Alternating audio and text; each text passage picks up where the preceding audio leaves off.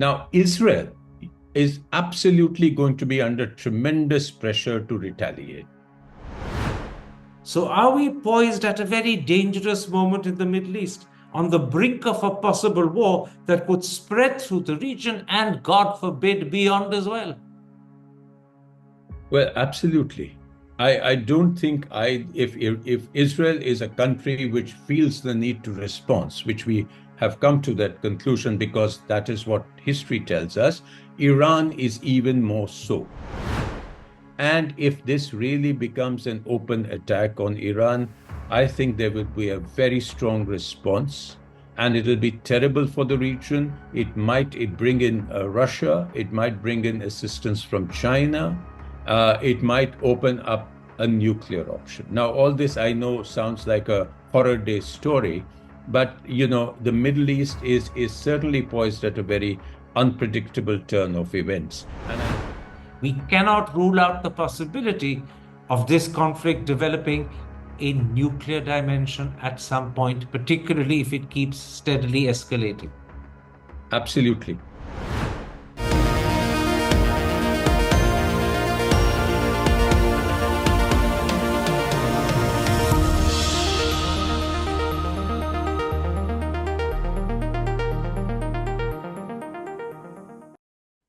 Hello and welcome to a special interview for The Wire.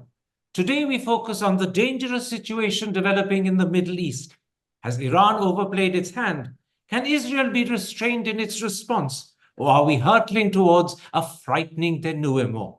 Joining me to assess the situation is India's former ambassador to Israel and former ambassador to the United States and former High Commissioner to the United Kingdom, Navtej Sarna. Mr. Sarna, let me start with a simple question. Was Iran justified in responding to the April 1 attack on its consulate with a massive drone and missile launch against Israel on Sunday? Or, by directly targeting Israeli soil, has it dangerously escalated the crisis? Well, thank you, Karan. Thank you for having me on your program. And that's not a simple question. I don't think we live in a world of just wars, etc. We live in a world where nation states are governed by international law, by the UN Charter, and so on. So what you actually have is everybody doing their thing and trying to justify it on some ground or the other. What we're seeing today is actually a tit-for-tat escalation of response. So what you see, the Iranians have justified their attack by saying that this is under self-defense under Article 51 of the UN Charter for the attack on their consulate by Israel in Syria on December 1. And the Israelis would justify that on the basis that, Iran has been funding Hezbollah, etc., etc. And the Hezbollah would do it because of what happened in Gaza and so on. So I think that is not the question. But yes, I agree with you on the fundamental point that what has happened is a qualitative change and not necessarily for the better. It is a change that you see for the first time, a direct attack on Israel from Iranian soil. But Iran says that the consulate was its soil, and therefore that is considered as a direct attack. And you see an unprecedented and even in technical terms, quite a historic, not necessarily in a good sense, and a reach across a multi-domain landscape into another territory. And this, I'm sure, is going to, if Israel retaliates in whatever way, this is going to be seen as the moral and legal right that it has been given, again, which will be opposed by Iran. I hear what you're saying, but let me put this to you. What do you make of the fact that Iran waited 13 days before it retaliated, whilst repeatedly telegraphing during that 13-day period that it would do exactly that? Second, its media carried news of the attack several hours before the drones and missiles reached Israeli territory. Third, only 30% of the projectiles were ballistic missiles. The majority were easy to detect drones or easy to detect cruise missiles. Does that suggest that although there is an escalation in the retaliation, this is at least very significantly symbolic rather than substantive.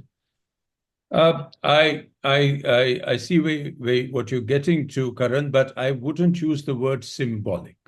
When you use hundreds of drones, not just ballistic missiles, but also cruise missiles, I would say that it is a statement, rather a statement than an actual surprise attack, which if Iran really wanted to surprise Israel, they could have asked Hezbollah in Lebanon to unleash some of the 150,000 missiles that they have. And that would have really taken Israel and its allies by surprise.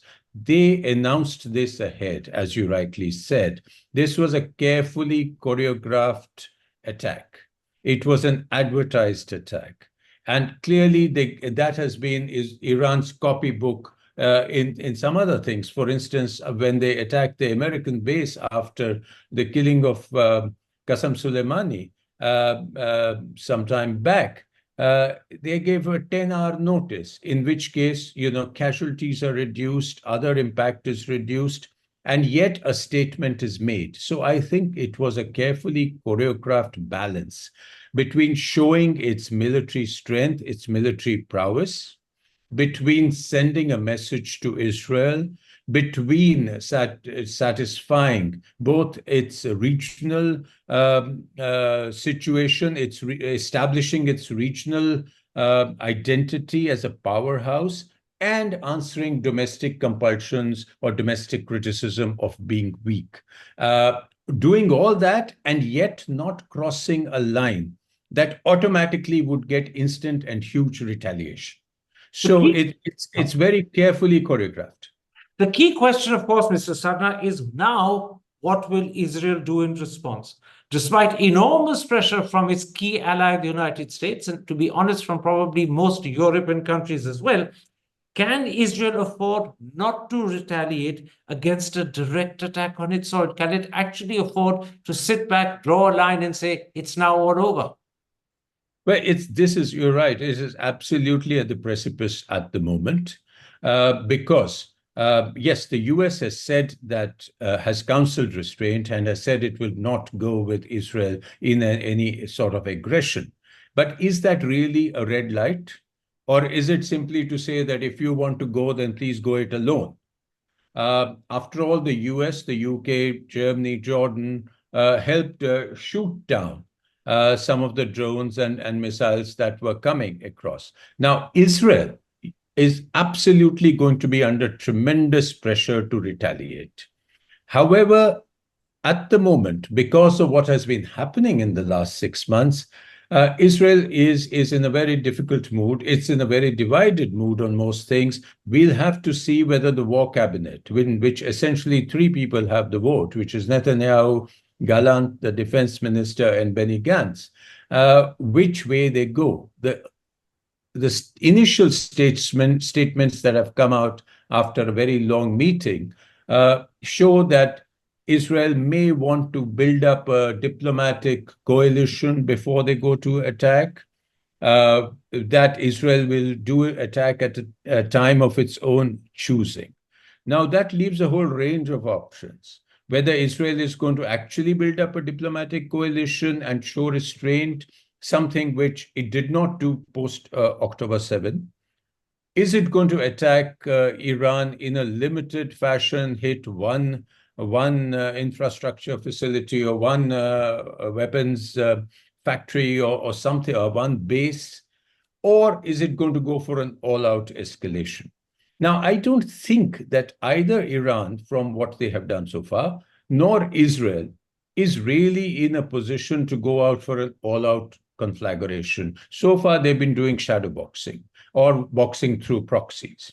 Yes, it has crossed a line. It has come out in the open. The Iranians are in a very aggressive mood.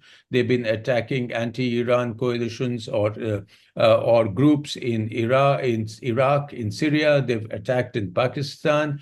There is a generational change happening in the leadership. So given all that, I think nobody really wants to escalate, but it's going to be very hard to restrain either side. If there is a major attack from Israel, I think anything could happen. The key question is how will this impinge upon Netanyahu's own tenure as prime minister?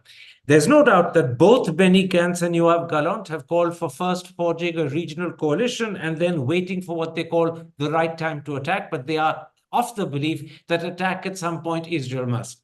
On the other hand, his right-wing allies, upon whom he depends critically to survive as prime minister, both Ben-Gvir and Smotrich, have strongly called for a crushing attack and an immediate retaliation.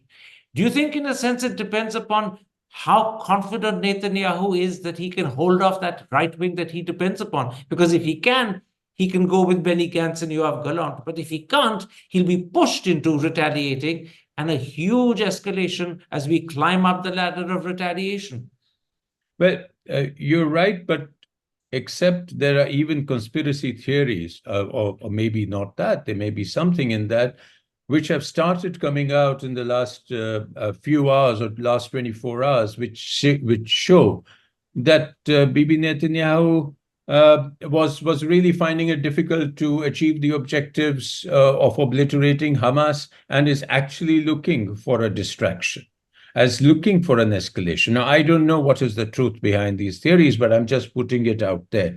Because if you have a situation like that, then the division in the war cabinet is fairly deep.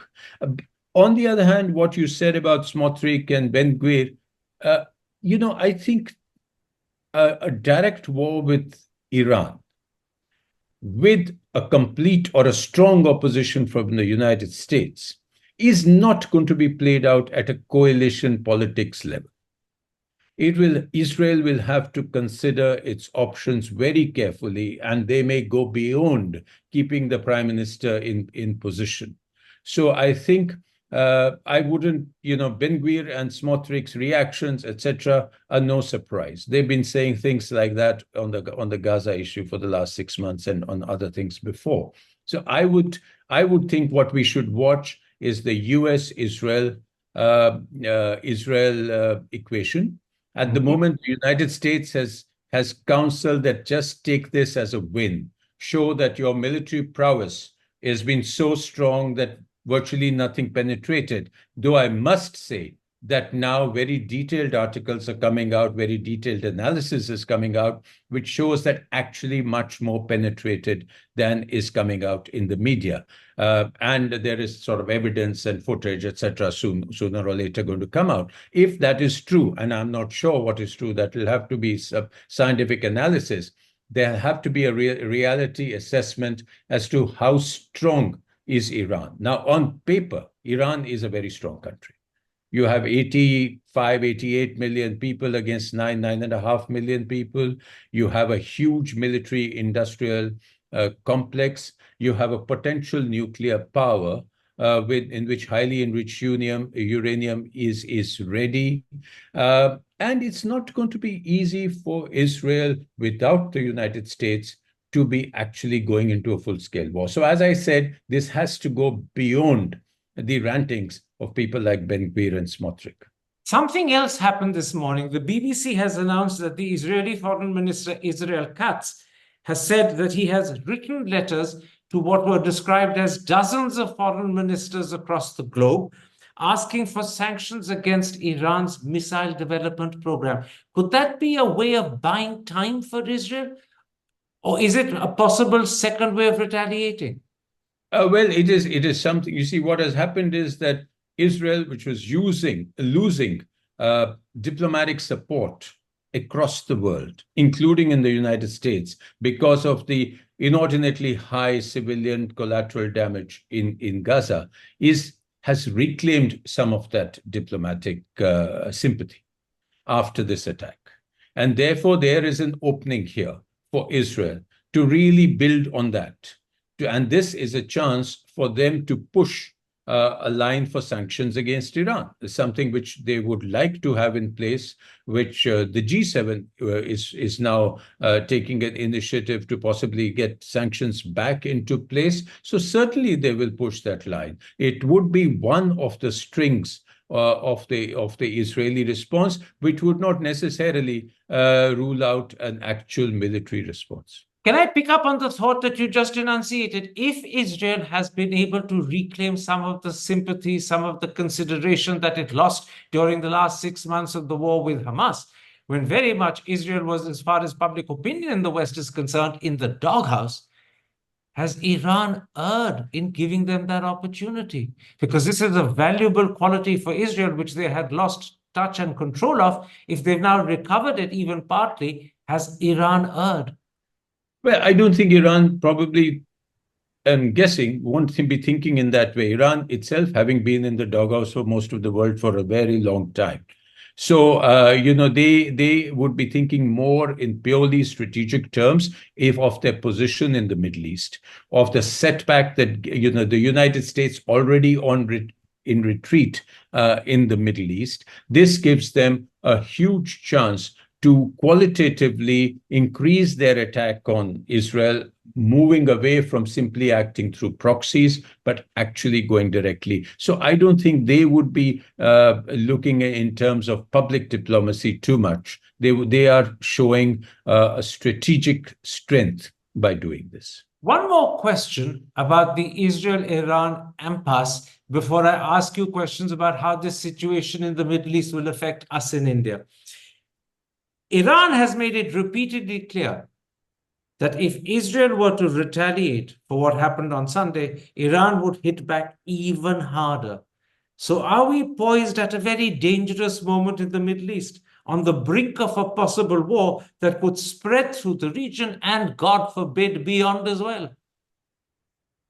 Well, absolutely. I don't think if Israel is a country which feels the need to respond, which we have come to that conclusion because that is what history tells us, Iran is even more so. And Iran, remember, is been in a revolutionary mood for the last 50 years, and they have fought a very long war with Iraq for 8 years. And if this really becomes an open attack on Iran, I think there would be a very strong response, and it will be terrible for the region. It bring in Russia. It might bring in assistance from China. It might open up a nuclear option. Now, all this I know sounds like a horror day story, but the Middle East is certainly poised at a very unpredictable turn of events, and I think that is why the world is counseling restraint to Israel, though Israel will not take that lightly because they were attacked on October 7, and when the world counseled restraint, they did not agree with it, and they did not think that they needed to be restrained. Similarly, today, I think the Israeli mood will turn to rally behind the flag very fast, and it will need the world to actually open up real diplomatic options. And if it suits Israel, then they will be restrained. But I'll underline one point, because I think, frightening though it may be, it's also a reality that people need to accept and understand. We cannot rule out the possibility of this conflict developing a nuclear dimension at some point, particularly if it keeps steadily escalating. Absolutely. Hi, I'm Karan Thapar. Over the last few years, I hope you've been watching my program, The Interview on the Wire. During that period, I've interviewed doctors, politicians, businessmen, scientists, authors, and even the occasional Nobel laureate. For me, it's been exciting. I hope it's been enjoyable for you. But these, as you know, are tough times, and if this program is going to remain bold, independent, and sometimes even defiant, then I think we need your support. At the end of the day, it's a truism, but editorial independence is best defended by the viewers. So if you would like this program to remain the way it is, forthright, outspoken, and interesting, then would you consider supporting us? All you have to do is to click on the description at the bottom. But more than anything else, I hope you will continue to watch the interview. Your viewership means an awful lot to me.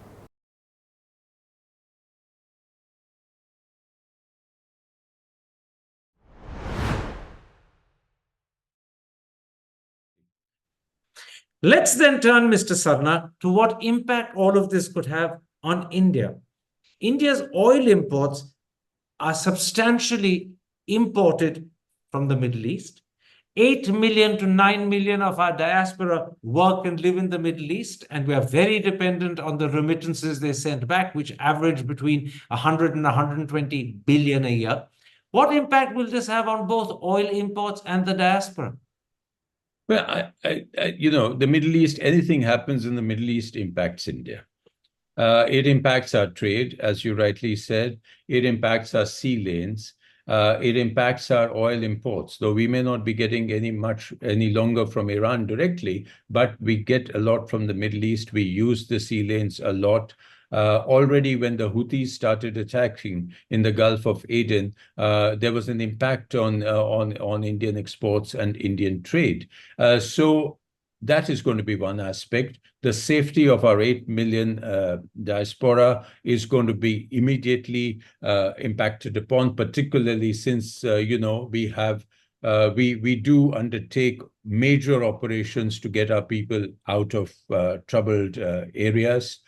So therefore, you see the statements by our foreign ministry after this latest development, counseling restraint, counseling dialogue, counseling diplomacy.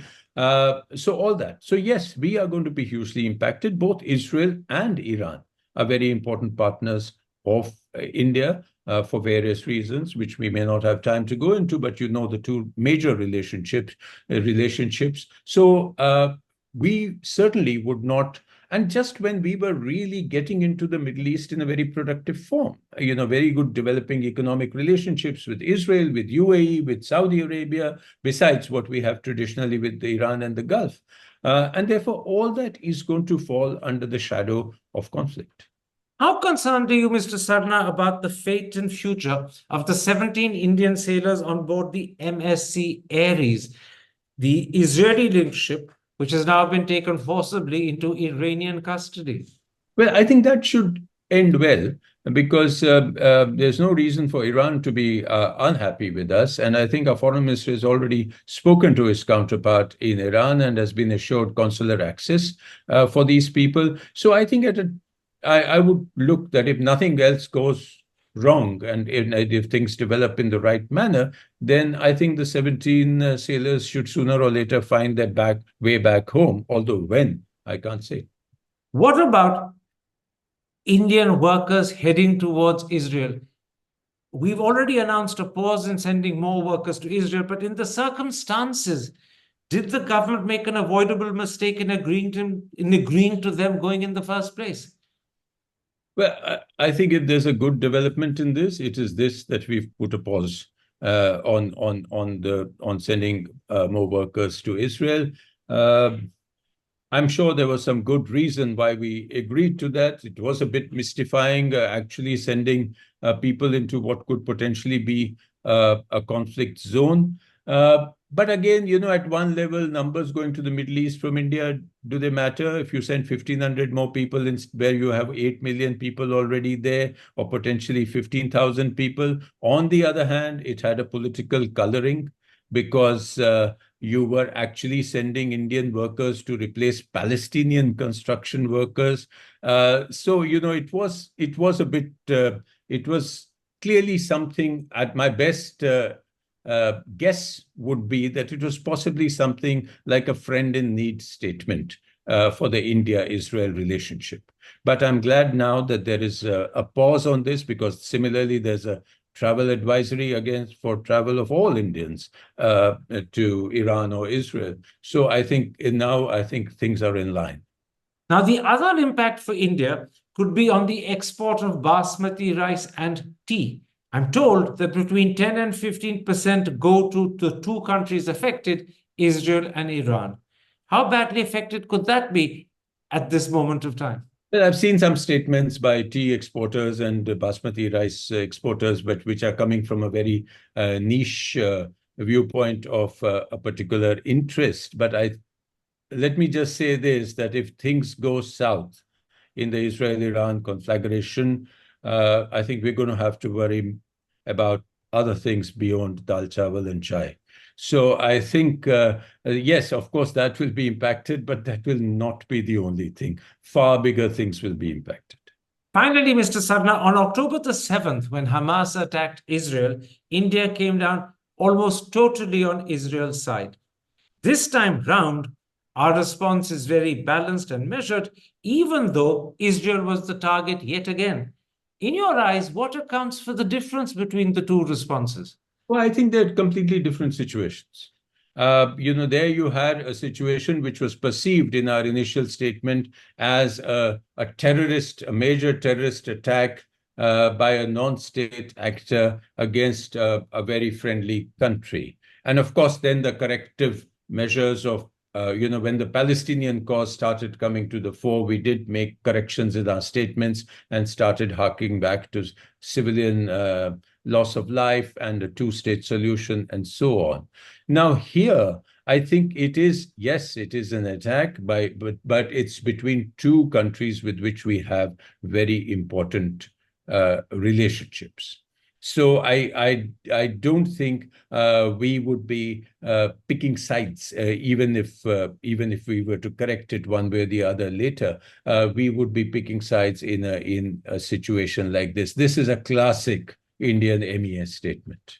What do you make of the fact that former Israeli ambassadors to India have told the Indian Express that they are somewhat disappointed by the weak nature of India's statement? They were hoping for a stronger declaration of support for Israel.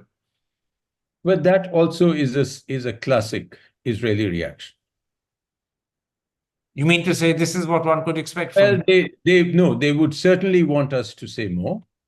But if we said more, then the Iranians would walk in and say, "Why did you say all this?" So I think this is obviously, even in the past if we were very supportive or very critical of an Israeli action, say in East Jerusalem or the West Bank, or some act against the Palestinian people, we were often told by Israel that why we have such a good relationship, why do you have to say these things in the UN, etc. And then we would say that, we do have a certain traditional position on Palestine. We do have a certain belief in supporting a Palestinian cause and a two-state solution. And then these things get discounted. A lot of these things are said, but a lot of things are actually in diplomacy are discounted and understood as a country's position. But that doesn't mean the diplomats, and sometimes former diplomats, try to keep on putting that point of view to get that extra inch. So would I be right in saying that overall you believe we've handled a difficult and tricky situation fairly deftly? Absolutely, but it is only the beginning. In other words, the challenge is going to grow hereafter. Yes, and not just for India. If this, as I said, if this worsens, then the challenge is going to go for a lot of countries. For instance, Jordan shooting down Iranian missiles. I don't know how long that is sustainable. If things go worse, so I think it would be in the interest of everybody concerned that it is, for the moment, they call it quits. Mr. Sarna, thank you very much for making time for me. Take care. Stay safe. Thank you. Thank you, Karan. Hi, I'm Karan Thapar. Over the last few years, I hope you've been watching my program, The Interview on the Wire. During that period, I've interviewed doctors, politicians, businessmen, scientists, authors, and even the occasional Nobel laureate. For me, it's been exciting. I hope it's been enjoyable for you. But these, as you know, are tough times, and if this program is going to remain bold, independent, and sometimes even defiant, then I think we need your support. At the end of the day, it's a truism, but editorial independence is best defended by the viewers. So if you would like this program to remain the way it is, forthright, outspoken, and interesting, then would you consider supporting us? All you have to do is to click on the description at the bottom. But more than anything else, I hope you will continue to watch The Interview. Your viewership means an awful lot to me.